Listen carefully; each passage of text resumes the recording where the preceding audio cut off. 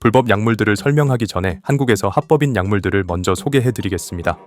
카페인. 카페인은 뇌와 신경계를 빠르게 깨우는 화학 물질이자 일종의 각성제입니다. 커피, 차, 탄산음료, 에너지 드링크에 들어있는 카페인은 매일 아침 수십억 명의 하루를 책임지고 있죠. 커피를 마시면 카페인은 혈류를 타고 빠르게 뇌로 이동하기 시작합니다. 그리고 뇌에서 카페인은 아데노신 수용체를 차단합니다. 아데노신은 우리 뇌에 피곤하다는 신호를 보내는 물질인데 그 신호가 제대로 전달되지 않게 되는 겁니다. 즉 카페인은 에너지를 새로 만들어주기보다는 피로 신호를 둔화시켜 덜 피곤하게 느끼게 하는 쪽에 가깝습니다. 마신 지 30-40분이 지나면 잠이 깨는 기분이 들기 시작합니다. 심장이 빨리 뛰기 시작하며 활력이 넘치는 느낌이 들게 되죠. 하지만 카페인 효과가 떨어지자마자 그동안 쌓여있던 아데노신이 한꺼번에 밀려 들어오면서 엄청난 피로감이 몰려오게 됩니다. 시간이 지나면 뇌는 카페인에 적응하고 사람은 평소처럼 느끼기 위해 더 많은 카페인을 찾게 됩니다. 우리는 커피 없인 못 살아 라고 농담하지만 사실 그건 금단 현상이라고도 할 수 있죠.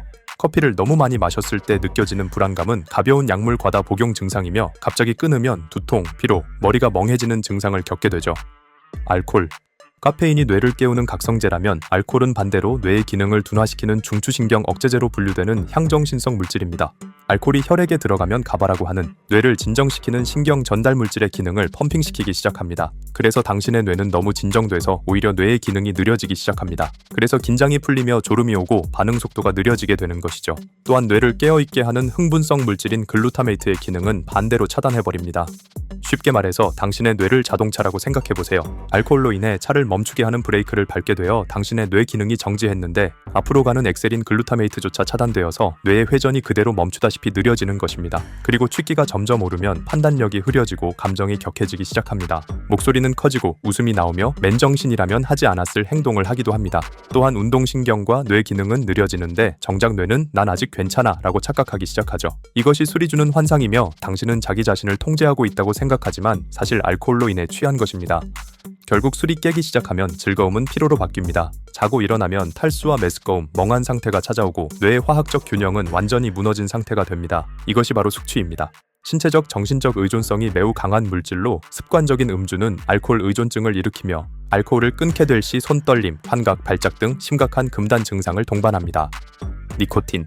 니코틴은 담배에서 발견되는 중추신경계를 자극하는 향정신성 약물이자 강한 중독성 물질입니다. 사람들이 중독되는 건 담배 연기가 아니라 바로 이 화학 물질 때문입니다. 연기를 통해 흡입된 니코틴은 몇 초 만에 뇌에 도달하여 도파민을 쏟아냅니다. 처음에는 완벽하게 느껴집니다. 심장 박동이 약간 빨라지고 잡념이 사라지며 스트레스가 녹아내리는 느낌이 들게 되죠. 깔끔하게 기분이 좋아지면서 뇌가 매끄럽게 돌아가는 느낌을 받습니다. 하지만 안타깝게도 니코틴의 효과는 너무나도 짧습니다. 니코틴으로 생긴 도파민은 순식간에 줄어들게 되어 평온함은 긴장과 불안으로 바뀌고 당신은 불안감을 해소하기 위해 다시 담배를 찾게 됩니다. 이것이 바로 사람들을 쳇바퀴에 가두는 금단 증상입니다.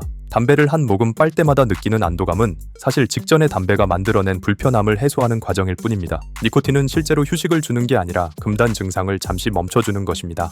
뇌는 담배를 피울 때만 평화가 찾아온다고 학습하게 됩니다. 시간이 지나면 니코틴 없이 도파민을 분비하는 능력이 떨어져 담배 없이는 모든 것이 지루하고 무미건조하게 느껴집니다. 신체적으로는 폐와 심장을 망가뜨리지만 정신적으로는 더 해롭습니다. 니코틴 없이는 스트레스를 견딜 수 없다고 믿게 만들기 때문이죠.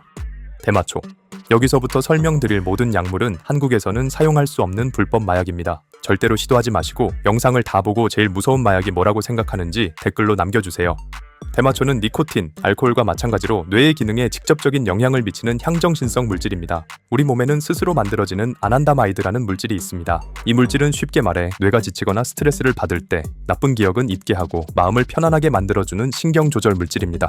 그리고 대마초의 주성분인 THC는 바로 이 아난다마이드를 흉내내어 뇌 속으로 침투합니다. 빠르게 만들어지고 빠르게 사라지는 아난다마이드와는 달리 몇 시간 동안 지속되는 THC는 뇌 속의 신경들을 긴 시간 동안 엉망으로 망쳐놓기 시작합니다.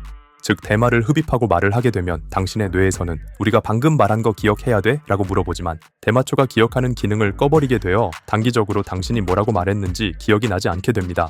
또한 밥을 먹은 당신에게 배부르다는 신호를 보내야 하는데 THC가 조절을 못하게 막고 있어 계속 배고픈 상태가 유지됩니다. 그리고 눈과 귀로 들어오는 정보를 적당히 걸러서 받아야 하는데 뇌의 신경이 고장나니 모든 감각이 필터 없이 생생하게 들어옵니다. 그래서 음악이 너무 좋게 들리고 1분이 1시간처럼 느껴지며 조금만 웃겨도 실실 웃게 됩니다. 그래서 당신은 이런 상태를 종합해 몽롱해지게 되며 기분이 좋아지게 됩니다. 대마초는 신체적 중독성은 약하지만 심리적 중독이 강합니다. 자주 사용하면 의욕이 떨어지고 단기 기억력에 문제가 생기며 과다 복용 시 불안이나 공황을 유발할 수 있습니다. 코카인. 코카인은 가장 강력한 중추신경 흥분제 중 하나이며 뇌의 보상 회로를 직접적으로 타격하는 마약입니다. 주로 흰가루 형태로 코로 흡입하지만 피우거나 주사로 맞기도 합니다. 이 코카인은 당신의 뇌로 들어가 쾌락을 담당하는 물질인 도파민이 나왔다가 사라지는 구멍들을 막아버립니다. 이로 인해 구멍에서 나온 도파민이 사라지지 않고 뇌 속에 계속 갇혀있게 만드는 것이죠. 효과는 즉각적입니다. 엄청난 도파민으로 인해 행복감과 에너지, 자신감이 폭발하기 시작합니다. 또한 심장은 쿵쾅거리고 동공은 커지며 뇌에 전기가 흐르는 듯하죠. 피로가 사라져 극도의 황홀감을 느끼게 됩니다. 효과는 매우 강렬하지만 지속 시간은 매우 짧습니다. 몇 분 만에 도파민 수치가 바닥을 치며 급격한 무기력함이 찾아옵니다. 불안감이 치솟고 기분은 곤두박질치며 극심한 피로가 몰려오기 시작하죠. 그리고 그 기분을 다시 느끼기 위해 곧바로 약물을 다시 찾게 되는 엄청난 중독성을 가지기 때문에 코카인은 매우 위험하다고 알려져 있습니다. 중독되어 시간이 지나면 심장과 혈관이 망가지고 뇌의 화학 구조가 깊이 변해 약 없이는 기쁨을 느끼는 것조차 불가능해집니다. MDMA.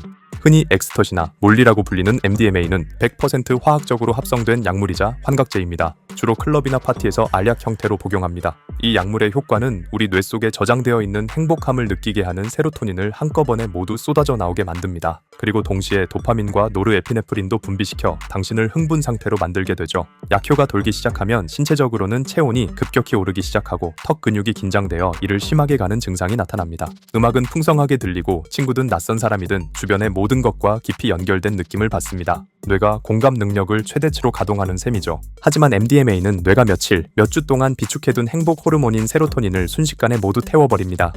몇 시간 뒤 약효가 떨어지기 시작하면 뇌가 저장해둔 행복 호르몬이 없기 때문에 며칠 동안 극심한 우울감과 공허함에 시달리게 됩니다. 자주 사용한다면 세로토닌을 분비하는 신경세포가 손상되어 자연적인 행복을 평생 느끼기 어려워집니다. 또한 체온 조절 능력을 잃어 탈수 증상이 올 수 있고 드물게 열사병으로 사망하기도 합니다. LSD. LSD는 히피 문화의 상징과도 같은 약물로 상상력을 완전히 다른 차원으로 보내버리는 강력한 환각제입니다.